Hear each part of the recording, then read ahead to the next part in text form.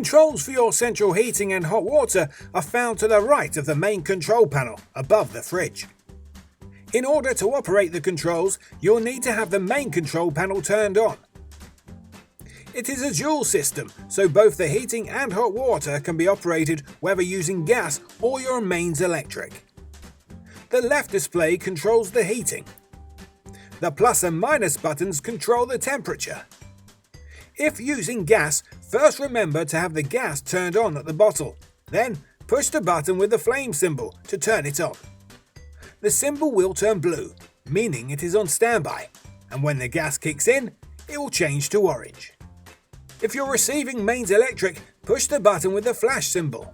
It will again turn blue before changing to orange to indicate the heating is on. The three blue lights above the flash symbol represent the amount of power you're receiving. Hold your finger on the flash symbol to cycle through the options.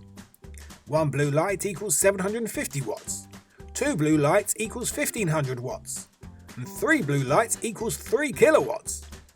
We recommend having it set to 2. The water heating controls on the right operate in exactly the same way.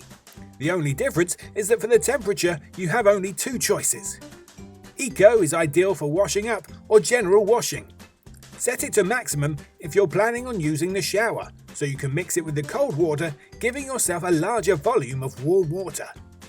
To turn off, push the power source button again until the light goes out.